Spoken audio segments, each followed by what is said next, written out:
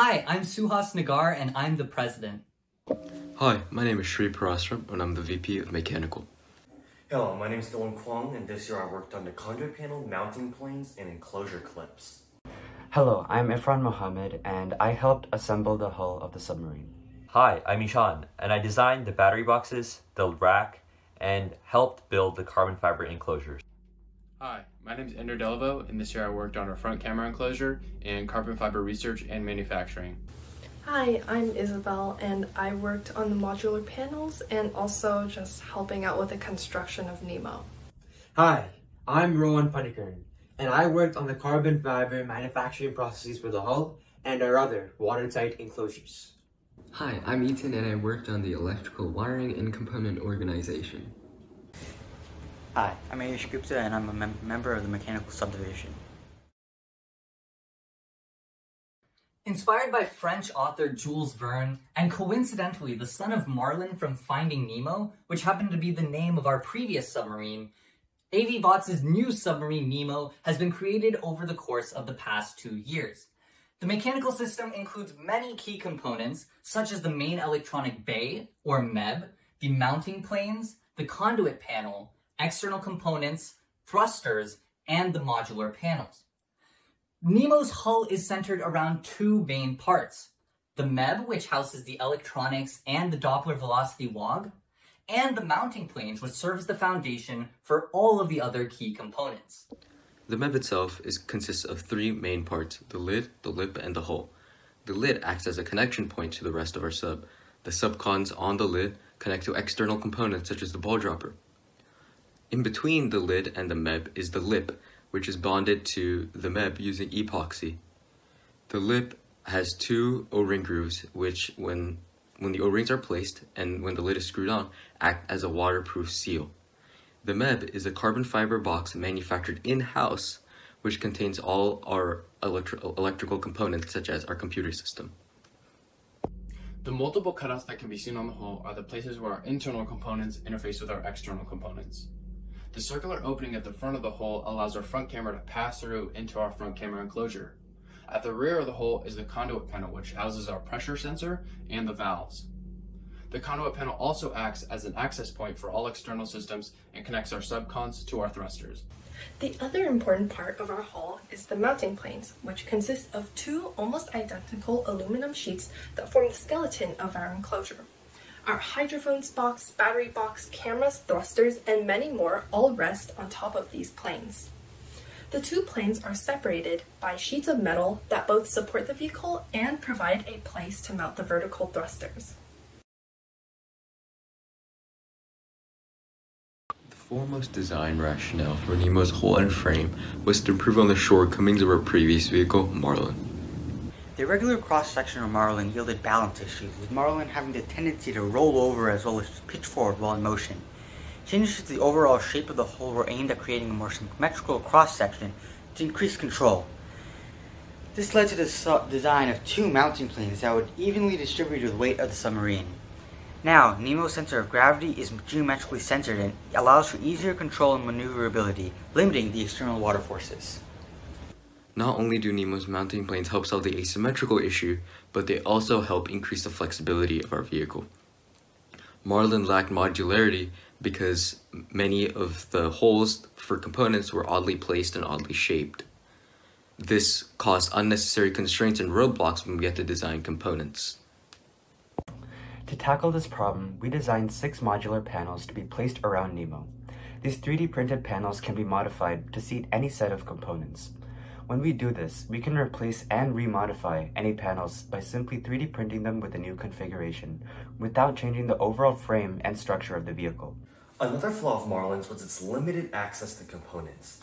Many important systems were stored in its hull, a cramped area with almost no room to spare. Two key problems for the electrical subdivision that we aim to solve with our new submarine were its component accessibilities and ease of maintenance.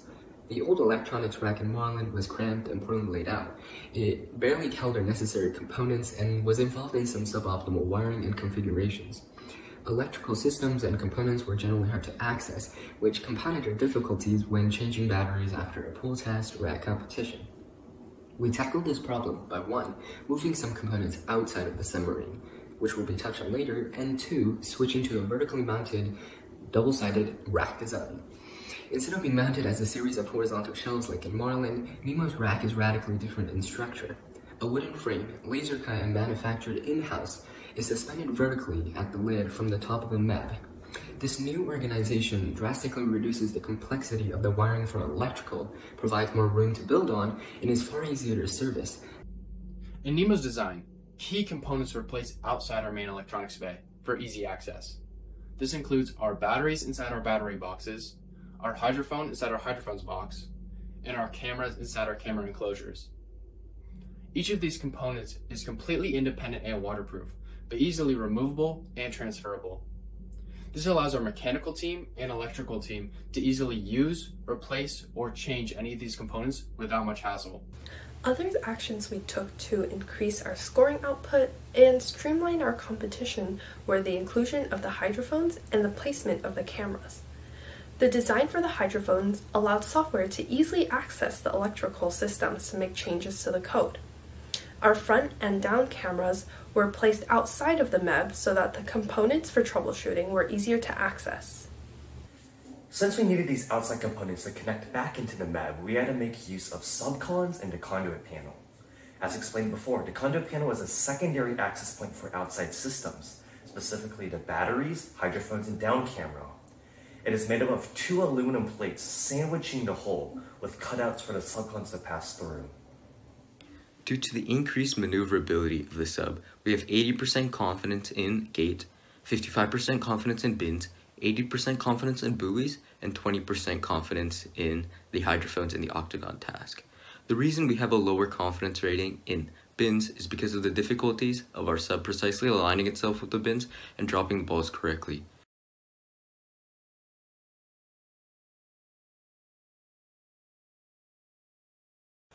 We designed our vehicle using the 3D modeling softwares SolidWorks and Inventor. Using these high-end applications allowed us to focus on the smallest details of our design. Additionally, we were able to run multiple simulations on SolidWorks, such as FEA methods, generative design, and motion studies to optimize our design. Using these applications also gave us the advantage of having to prototype less, allowing us to save money and time.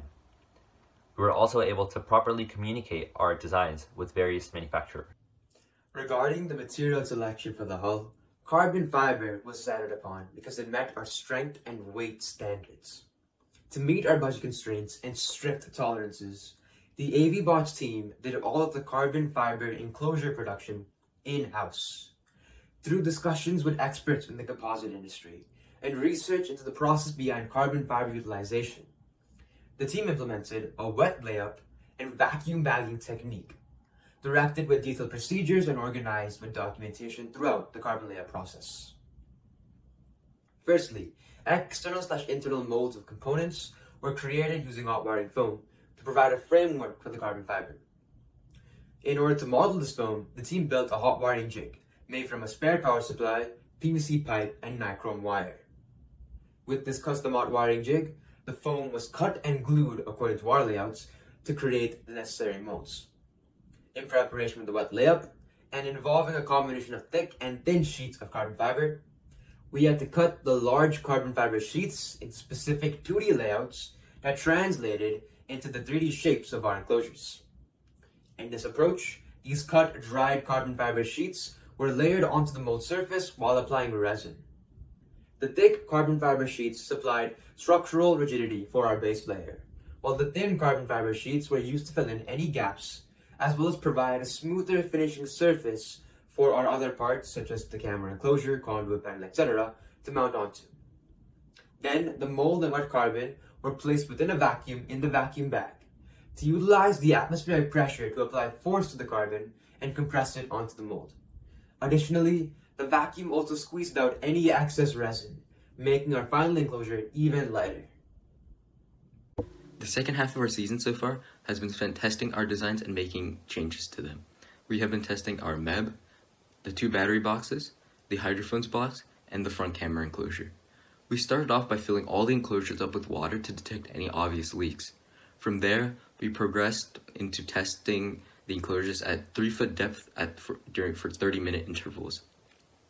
To help make our testing more efficient, we put a GoPro inside the enclosures during testing to help detect leaks and to help us fix them.